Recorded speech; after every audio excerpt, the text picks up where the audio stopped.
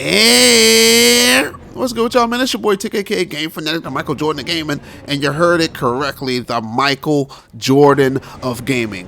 Why are you calling yourself the Michael Jordan of gaming? Someone asked in my last video. Oh, because I can play just about any genre in gaming.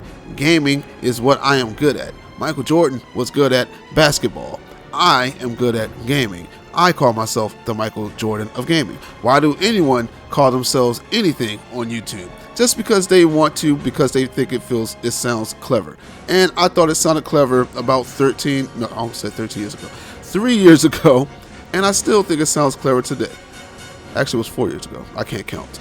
But anyway, man, what's good with y'all? This game you are looking at in the background is a game that I found out about from Mr. Marcus Johnson in the comment section of my last video. Shout outs to him. This game is called Battalion 1944.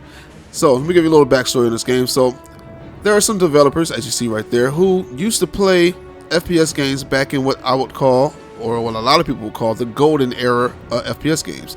These are the games that came out way back when I was younger. You know, games like Medal of Honor, Battlefield 1942, Call of Duty, and I don't mean Call of Duty 4, I mean the original Call of Duty, the PC only Call of Duty, and Call of Duty 2.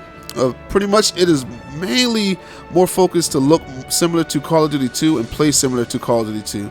Now, I kind of have a problem with that. I didn't like Call of Duty 2 at all. I really didn't like that game when I got it. One reason is because Call of Duty United Offensive, which I think is the best Call of Duty that's ever come out, added so much compared to the first one, which was also great. They added sprinting, they added vehicles, they even added, I guess you could call it a kill streak, but it's not a kill streak. When you would get, I believe it was 40 points, it also could be set to whoever, you know, set it in their server to how many points they wanted to be. But once you got 40 points, you get binoculars, or rank 40, I guess you could say.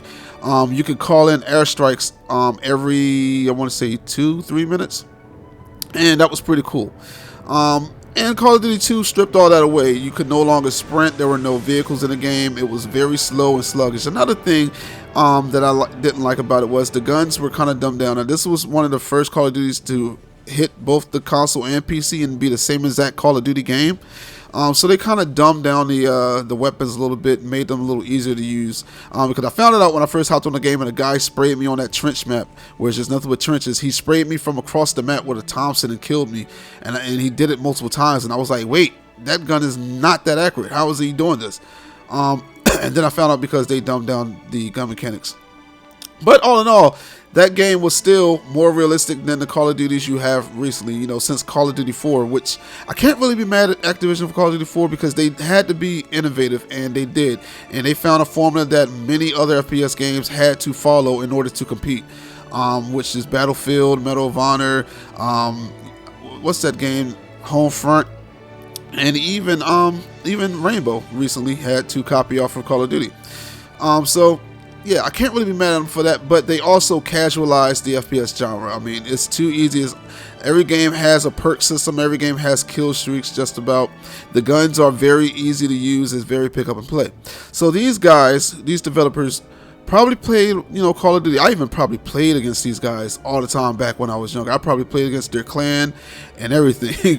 But these guys grew up in that same era as I did, and they played Counter-Strike and Medal of Honor and the original Call of Duties, and they loved them. And they wanted Activision, just like me, to go back to that type of style, Activision or Battlefield. And neither of those developers wanted to listen. They wanted to just follow the casual crowd. They feel like that's where the money is. So these guys took it among themselves to start a Kickstarter to create their own FPS game, and took it back to World War II, where people wanted it to go back, because World War II has a lot of history in it. I mean, these modern shooters, they're cool and all, but they don't have a history. This game actually has a history because it's World War II. So they decided to take it back to that, and they're taking it back to skill. There's none of that nonsense that these other games have. There's no perks. There's no kill streaks. It's all about aiming. It's all about knowing, you know, having skills. It's all about knowing how to control your weapon, to know how it shoots. Everyone starts off with the same weapons. There's no earning different weapons and ranks. The only thing you earn are more like visual visual things. So you may earn like decals for your weapon, earn decals for your character's outfit and things like that. But other than that, you don't earn any weapons. I guess they're going to make it like Call of Duty 2 and the original Call of Duty is a Medal of Honor, where if you're German, you're only going to get the German weapons unless you kill an American player and pick his weapons up. If you're American, you're only going to get the American weapons unless you pick up the German weapons. Now I hope they also have the other factions like the British in the game and the Russians, because Americans versus German gets a little boring. After a while it gets a little boring. And these guys played the original Call of Duty, so they should know. And they're basing, like I said, off of Call of Duty 2.